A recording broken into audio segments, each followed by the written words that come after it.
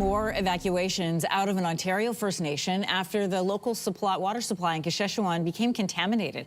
A state of emergency was declared earlier this month. That's after sewage started to creep into people's homes.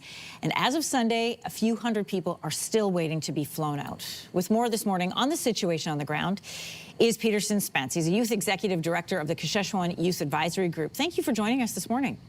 Good morning. What can you tell us about the latest evacuation efforts that are planned for, that happened yesterday and planned for today? I think we're on basically hold at this point because there's some people that want to go to Cochrane and not go far down south. What do you call that? And we only have a couple of hundred people left in Kashechewan. What's that like with so much of the nation gone? It's nothing to us. I feel like it's been a yearly thing for us, and evacuation has become like another Halloween, another Christmas to us. Wow. Can you tell us more about the contaminated water supply? What does it look like, smell like in the community right now, or is the water just shut off? I feel like the water is still running, but not shut off completely. Our clinic in Kashechewan, our sewage started flooding the basement and started making a odor, and we have a temporary clinic in one of the elementary schools where the kids are supposed to be learning. So they had to sanitize that, and I think they found cryptosporidium in our water as we speak right now. Peterson, you moved to Timmins a few years ago, but you did grow up in Kashechewan, and you were forced to evacuate multiple times as a child. Can you walk us through what that experience is like for a young person? You know, and I was thinking, you just mentioned the elementary school that, you know, can't use the water, but a lot of those elementary school kids have been evacuated out. They're in hotels with their family. You've lived that firsthand. Walk us through what happens when you're evacuated. So evacuation comes out of nowhere. Flooding comes out of nowhere each year. We don't know when it's going to hit. But as soon as it hits, next thing you know is I've been given a work package for my education to work on while I'm out. So I just basically work in my hotel room with no support and no teachers at all, and you just sit there. There's no entertainment at all when you're sitting in the hotel. When it comes to Kashechewan or Cochrane, it's pretty much boring if you think about it, if you're a little kid. But unless you have friends with you, you could just go out and have fun and just, I don't know, run around. It really depends. So what do you do? Especially, I mean, it's in the winter time. Sometimes it's, you know, too cold to go outside. So what did you and your family do?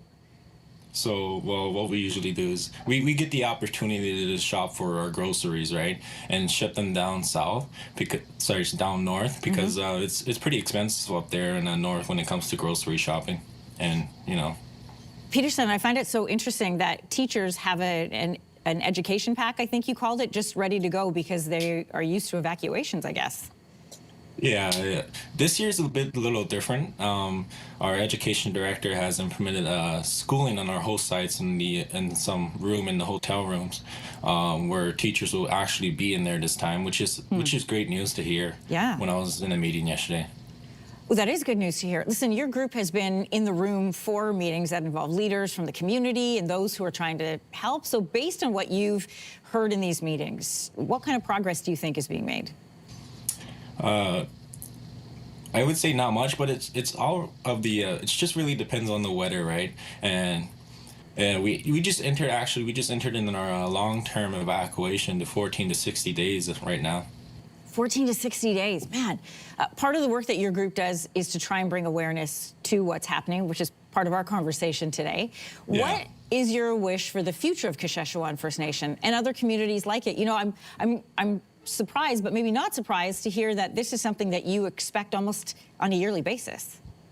Yeah. Well, I just wish that we get to relocate, and yeah, it just happens every year, and things are unexpected, and some of our old buildings are very old and they can fail soon.